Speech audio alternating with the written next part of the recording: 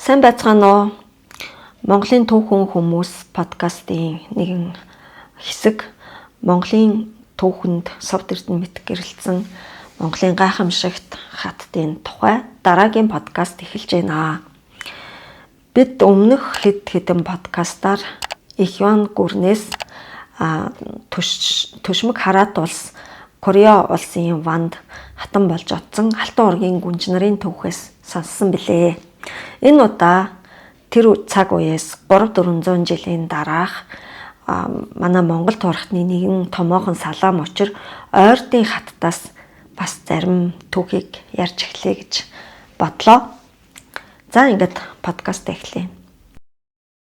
Монголын түүхэн хүмүүс. Дөрвөн ойрдын түүхэнд цуутай хатад олон төрж түүхт шастрт нь мөн л Совд Эрдэнэ мэт гэрэлтэн үлдсэн байдаг. Тэдний дотроос дөрвөн ойрдын холбоог тэргүүлэгч хоёр тайжиныг явсан Галдан бошигт хааны хадам хошуудын очир цэцэн хааны их гүнж хатан. Өмнөх подкастаар ярьж байсан Эсэн тайшаа охин Баян мөнх Жононгийн их Батмөнх Даян хааны эмэг их цэцэг байж хатан. Дөрүүдийн далай тайшаа охин анхдугаар богд өндөр гэгэн зан газрын ээж ханджам цатан. Торгуудын хоо өрлөгийн охин ойрдын чуулганы хан бай багсын хатан сайхан жүй хатан. Хошуудын очир цэцэн ханы хатан хоо өрлөгийн ач доржор авдан хатан. Шөхүр дайчны охин дөрвөн ойрдын холбооны тэргүүн цорсын хотгочин Эрдэнэбаатар хун тайжийн хатан Галдан бошигт хаан Сэнг хун тайжийн их юм агас хатан. Халахын 100 модны газарт Манжин их амгалан хаантай хийсэн ойрдын цэргийн их тулаанд эр нөхрөө хамгаалan амиа өргсөн чин зоригт ануу хатан. Галдан цэрэн хааны охин Ухаанд Уланбаяр хатан гээд ойрдын ухаан цэцэн үзэмж гоо эрлэгэг зоригт хаттын нэрсэг дурдвал уртаас урт жагсаалт болох юм. За энэ дээр дурдсан олон хаттад дотроос манай подкастын нэгэн дугаараар өндөр гэгэн зан газрын ээж ханджам цатны тухай ярьсан. Мөн Монголын түүхэн хүмүүс подкастаа дөнгөж эхэлж байх үедээ Галдан цэрэн хааны охин төрсөн дүү Ажаа хаанда гүтгэлгийн улмаас цаазлагдсан Ухаанд Уланбаяр хатны тухай подкастууд орсон байгаа. Эднийг хоошоогоо ингэж ухаж үзээд олж сонсоорой. Уланбаяр хатны түүх бол сонирхолтой бөгөөд эмгэнэлтэй түүх байдаг.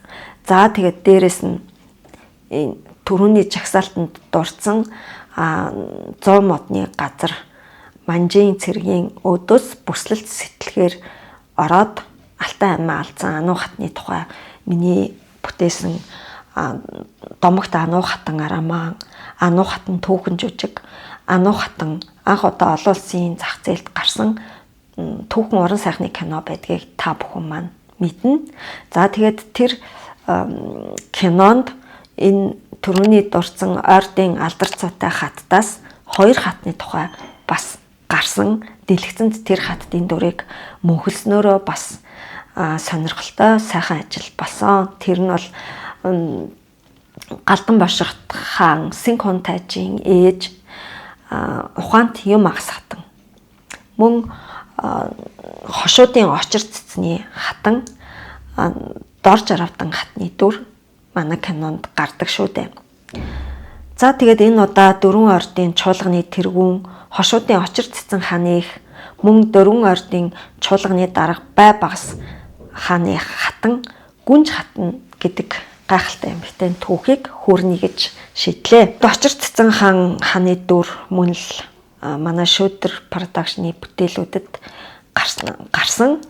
Тэр нь одоо улсын драмын Эрдмийн театрын тайзан дээр тоглож байсан ануу хатан жүжигийн очир цэцэн хаан мөн ануу хатан төг уран сайхны кинонд очир цэцэн хааны дүр тод томруунаар дүрслэгддэг. Энэ дүрийг ардын жүжигчин Мягмар наран бүтээсэн байдаг. За ингээд энэ очир цэцэн хааны ээж дөрвөн ойрдын түүхэнд тодос тод үлдсэн гүнж хатныхаа түүхийг цаашаа хүрнэ. Өмнөх подкастуудад түрүүн хэлснээр Ихван гүрний үеийн алтан ургийн гүнж, хард ургалсан алтан ургийн гүнж нарын түүхийг ярьсан бол одоо бид 300-аад жилийн дараах халах ойрдын үе рүү очиж байна. Гүнж хатны аваал эр буюу анхны ургалсан эр бай багас хан нь ойрдод цуутай агаа хатны төрүүлсэн 5 барс хэмээх 5 хөвүүдийн хамгийн ахмад нь ажээ. Бай багас хан хошуудын гөрөөчин шангас хугацааны баг балчирхан нэгэн хүүг өргөж аваад цастын оронд эрдэм номд сургахаар илгээс нь хожим ойрдын шашны тэргүүн болж тод бичгийг зохиосон эрдэмт гэгэнтэн зай бандид намхаа жамц байдаг. Гүнж хатны эр нөхөр хошуудын бай багас хан дээд удамдаа Чингис хааны төрсөн дүү хавт хасрын угсааны ханаа хонгор ноёны ууган хүү байсан. Бай багас нь олон удаагийн байлдаан тултаанд гарамгаа байлдан цэргийн эрдэмт чадамгаа жанжин гэдгээрээ түүхэнд товоон үлдэж 16 мянган цэрэг захирч байсан гэсэн баримт үлджээ. Тийхүү бай багас хан олон дайн тулаанд шалгарсан баатар болж тодорсон учраас Монгол ардын домог туйлсд хүртэл нэр нь олж мөхөрсөн билээ. Тухайлбал Убаш хун тайжийн туужид алах булахтаа дуртай 10 барсын дуутай айхтар 5 барсын ах хошуудын бай багас хан 15 тэрэмтэй алаг байван ордондоо 4 ойрдын төр шашны хоёрыг хүүрнэж 4 зөвхт надтай адил нэгэн чинээ хөнгөө буйзаа гэх мэтэр бай багас хааныг шүлэглэж магтан оруулсан байдаг. Миний тэмдэглэл Ану хатан хот улан гүнж их тагны зурагтай 2027 хүртэл хуанлитай зурхаатай багц тэмдэглэлийн дэвтрүүд интерном мэр улсын их дэлгүүрийн мажистикт Бай багас хаан гүнж хатан сайхан жүү гэсэн хатадтай очир цэцэн хаан авлаа тааш тэргүүтээ хөвгүүдтэй байсан нь түүх сурвалжид тодорхой тэмдэглэгдэн үлдсэн байна. Бай багас хааны хатан манай подкастын гол дүр гүнж хатны тухай ойрдын Ардна Бадрагийн сарны гэрэл Габан шарвын 4 ойрдын түүх зэрэг олон түүх шастрт тэмдэглэн үлдээсэн байна. Гүнж хатан бай багасын хатан болоод очир цэцэн хаан химэн хожмоо алдаршиж цорсын хотогчин Эрдэнэбаатар хун тайжийн хамт 4 ойрдын холбооны тэргүүн болсон очир цэцэн тайж хүүгээ төрүүлжээ. Хүү очир цэцэн 4 ойрдын хамгийн нөлөөтэй ноёдын нэг болж 1640 онд халахын засагт хааны нутагт халах ойрдын язгууртнууд хутагт гэгэнтэн 23 дээдсийн хийсэн хуралдаад итэвхтэй оролцсон хүмүүсийн нэг. Тэрээр алдарт 44-2-ын цааз бичгийг баталахад оройлон зүтгэсэн хүмүүсийн нэг юм. Очир цэцэн хааны хүү Галдмаабаатар охин Ану нар нь ч бас түүхэнд онцгойрон үлдсэн билээ. Зарим их сурвалжид Галдан бошгот хааны хатан Ануг очир цэцэн хааны ач охин буюу Галдмаабаатарын охинч гэж тэмдэглэсэн байдаг. Миний хувьд Домогт Ану хатан романа бичгтээ энэ хоёр салаа их сурвалжаас Ану хатан очир цэцэн хааны охин нь байсан гэдэг хувилбарыг баримтлан бичсэн билээ. Тийхүү гүнж хатны ууган хүн хошуудын очир цэцэн хааны дүрийг Ану хатан киногоор дэлгэцэнд мөнхрүүлсэн жүжигчин нь ардын жүжигчин Г Мегмар наран гэдгийг дээр дурдсан билээ. Ямар ч гэсэн гүнж хатан бол дундад зооны халахойрдын түүхэнд тодорсон хүчрхэг язгууртан очир цэцэн хааны их Галдмаабаатар Ану хатан нарын эмэг их юм аа. Оросын зарим их сурвалжид гүнж хатныг хошуудын төр байх хааны эхнэр гэж бас тэмдэглэсэн байдаг. Энэ ч бас ташаарл биш юм. Учир нь гүнж хатан 2 удаа эрд гарсан. Анхны ураг барилдсан аваал нөхөр бай багас хааныг таалал олсны дараа нүүдэлчин монголчуудын эртний уламжлалт асархуй ёсыг баримтлан эр нөхрийнхөө дүү төр байхын хатан болсон учраас сүүлийн энэ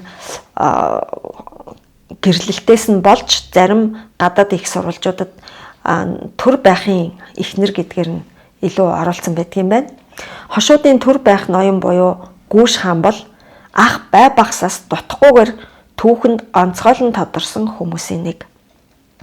Юуны өмнө кинод дэлгэцэнд төр байх Гүүш хааны тухай гардаг. Тэр нь харамсалтай нь сөрөг дүрээр дүрслэгдэж Орос найруулагчийн бүтээл цогтойж уран сайхны кинонд Гүүш хаан цогт хун тажтай тултаж эх орноосоо уруугч мэтэр гардгийг та бүхэн маань мэдэж байгаа. Уг нь энэ төр байх Гүүш хааныг бол уруугч гэж нэрлэхэд их одоо тийм учир дутагдaltaй. Тэр хинээс ч урваагүй үзэл бодлосоо болж шашны зөрчлөөс шалтгаалж халахын цогт хун таажтай тулалдсан тийм учиртай. Халахаас цогт хун таажийг төвдөд цэрэглэн ороход Далай лам ойрдоос тусламж гуйснаар тэр үедээ ихэд хүчрэхэг байсан төр байх ноён Далай ламыг хамгаалахаар их цэрэг удирдан төвдийн нутагт орж ирсэн. Тэрээр бурхны шашны гэлэгва буюу шарын шашны урсгалыг шүтэгч байсан бол халахын цогт хун тааж нь улааны тал гарма баг баримтлагч байснараа шашны зөрчилдөөнөөс үүдэн гарсан байлдаан тулалдаан байсан. Энэ тулалдаан 1637 онд Хөхнөөрт болж Гүнж хатны 2 дахь эр нөхөр төр байх ноёны ялалтаар төгсжээ. Ийхүү өөрийнх нь талд тулалдаж улааныхныг дарсан төр байхад Далай лам шашныг баригч Номуу хаан гэсэн утгатай Данзан чойжил гэсэн цол шагнаж мууг зайлуулагч гэсэн Гүүш хаан нэрээр төр байх түүхэнд алдаршжээ. Ийхүү Гүүш хаан төр байх төвдийн амдуу буюу Хөх нуурыг эрхшээж эр орчимжил тэндээ оршин тогтносон хошуудын хаан тулсыг үндэслэн өөрөө тэргүүлэх болсон байна. Тийхүү эр нөхөр нь Гүүш хаан болж Хөх нуурын эзэн болсноор Гүнж хатны эрх мэдэл нэр нөлөөч үлэмж өссөн байна. Яг тэр цагт буюу 17 дугаар зууны ихэнх үед хаант Орос улс Сибирийн ихэнх нутгийг хэдийн эзэлж авчгаад цаашаа ирчс мөрөн улмаар байгаль нуурыг авах их гүрний геополитикийн шуналд автаад ижээ. Хүчит бүх гүнж хотолон хатан зоригт ануу хатан айлтлал инэрлийн дэд их дайгны цадиг түүхэн армаанууд аудио ном нь Эмбүк Занга цэгэмэнд цаасан ном нь Интерном Мир аз хур улсын их дэлгүүрт. Ер нь байгаль нуур гэдэг чинь бол манай нутаг. За тэгээд харамсалтай нь байгаль нуурыг энэ төр байхаас нэлээд хоош галдан бошхтын үед бид алдсан. Байгаль нуураа хамгаалахаар Түшээд хаан чахунд орж цэрэглэн Оросын цэрэгтэй байлдаж авах үед ар хударгаар нь галдан бошхот бас дайран орсноор Орос ойрт хоёрын дунд хавчуулагдсан ёстол нөгөөнийг хадны завсар хавчуулагдсан халууны залзах хөөрхийг хичээр Түшээд хаан ялагдаж дэлхийн хамгийн цэнгэг устай хамгийн том нуур байгаль далай Оросын эзэмшилд очсон юм харамсалтай түүх байдаг. За тэгээд тийм зорилгоор Оросын эзэн хаан зах хязгаар мужуудын захирагч нарт газар нутгаа улам тэлэх чиглэл тушаал өгч хил залгаа аймаг улсуудад элч илгээх загтал бичгээр харилцах онцгой эрхийг олгосон байна. Ийм шалтгаанаар ойрдууд Оростой идэвхтэй харилцаж бичиг загтал элч төлөөлөгч солилцож байсан түүх байдаг. Үүнээс олон жилийн дараа Зүүн гар улсын Галдан цэрэн хааны охин Ухаант Уланбаяр хатан тухайн үеийн Оросын хатан хаан Елизавета Петровнатай бичиг загтал солилцож байсныг түүний дайсан Залхай ноёд Уланбаяр Оросын цагаан хааныг дуурайж эмэгтэй хаан болохыг санаархаж байна гэж гүтгсэн хил амыг дүүд нь хүргэснээр дүү Ажаа хаан ихчигээ хилсээр цаазалсан гашуун түүхч байдаг. За ингээд Гүнж хатныхаа тухай ярианд оръё. 1651 оны ихээр Гүнж хатан Тобольскийн элчид загтал илгээсэн түүхэнд үлджээ. Гүнж хатны загталд Тобольск хотын захирагчийн амар амгаланг найрсгаар ирж найрамдалт харилцаатай байхыг чухалчлан бууга бичжээ. Оросууд Гүнж хатны илгээсэн элчээс даавар Амурын орчмын газар нутгийн байдал, хятадтай Монгол нүүдэлчдийн хил хязгаар хэрхэн хилэлдэг, тэр орчмын газар нутагт тариалан эрхлэх боломжтой эсэх, мөнгөний уурхай байгаа эсэх, дааврын нутгаас Гүнж хатны эзэмшил хүртэл хэр зайтай Монгол ойрдуудын сүвшиг бишрэл нь ямар шашин болох зэргийг лавлсан ёстоол нэг тагнуулын өргөн хэмжээний судалгаа болчихсон байдаг. Оросууд мөн Гүнж хатны элчээс хатны төрөл төрөсдийн тухай лавлан асуухад Гүнж хатан өөрийнхөө болон дагвар хүүтэйгээ улсаа захирдаг. Хатны эцэг нь өрлөг тайш бас ач хөвгүнтэй гэгчлэн тодорхой хариултуудыг өгсөн байна. Үүнээс үзэхэд Гүнж хатан төр улсын болон хөрш орны харилцаанд ихээхэн анхаарал хандуулдаг геополитикийн мэдлэгтэй хүн байсан нь илт. Мөн тэрээр бурхан шашинд гүнзгий итгэж биширдэг хүн байсан агаад аваал нөхрийнхөө өргөмөл хүү анхдугаар зай бандид намхаа жамцтай ойр татн харилцдаг гигантны шашин номын үйл хэргийг хөхүүлэн дэмждэг хүмүүсийн нэг байжээ. 1648 онд Гүнж хатан цасны орноо очиж ласт эргэл мөргөл үлдээд буцахдаа зай бандтад гигантэнд бараалхсан баримт байдаг. Гүнж хатны ууган хүү очир цэцэн тайж 1666 онд Далай ламаас хан цол хүртсэн билээ. Гүнж хатан 1652 оны луу жил насан эцэлжээ. Тэр жил халахын шолоо цэцэн ханч тэнгэр тальсан юм. Хатныг орчлонгоос отоход бай багсын өргөмөл хүү зай бандид намхаа жамц хар талд очиж хатны хойдын буйныг үлдэж нартаас ёс төртэйгөр үтсэн гэдэг. Хүү очир цэцэн ихийнхээ хойдын буйнд 100 хөвгүүн цуглуулж 50 ихийнхээ хойдын буйнд зай банддаа намхаа жамцад шав болгон өгчээ. Үлдсэн 50 хөвгүүнийг ачид цорж лам тэргүүтээ бусад томоохон лам нарт шав болгон өргөсөн байна. Мөн 100 бурууд буюу хэрэгс хөөхд Харьяат утгийн 100 хүү нийлсэн 200 хөвгөн 2 түмэн малыг 2000 хувраг сангавартанд өргөн барьж ихийнхээ хойтхын буйныг үлджээ. 2 түмэн мал гэдэг бол 20 мянган мал гэсэн үг. Энэ их мал Гүнж хатны гэрээслэлд дурдсанаар Гүнж хатны эд хөрөнгө байсан бололтой байдаг. Гүнж хатан гэрээслэлдээ өөрийнхөө мэдлэлд байсан бүх малыг зай банддад өргөөрэй гэж загсан байдаг. Очир цэцэн хан ихийнхээ ачиг ихэд сүсгэлдэг. Ихтэй ачлал элбэрэлтэй хүүн байсан учраас ээжигээ алдаад хойдын буйныг даатхан мөргөл хийхээр цастай орныг зорхоор шийдээд байлаа. Гэтэл түүний дүү авлаа тааш тэргүүт нь ноёд цаг үе бэрх бахад төрийн хэрэг цалгардуулан ласын зүг отох нь буруу хэмээн ихэд дургуутж байв. Гэсэн ч очир цэцэн ёр босын хөрөнгө мал эхийн ачиг хариулахад хэрэггүй бойзаа. Эхийн ачийн төлөө 100-гийн сүм Далай ламын гигантэнд хүрч 9 мөргөж ерөөл талбаж байж би ихийнхээ энгүй их ачиг хариулах бойзаа хэмээгээд цасны орны зүг замд гаржээ. Ласыг зорхоос өмнө очир цэцэн зай бандид намхаа жамцаас эцэг ихээ 3 мууд заяанд төрхөөс зайлуулж өгөхийг хичээнгүйлэн гоож ээж.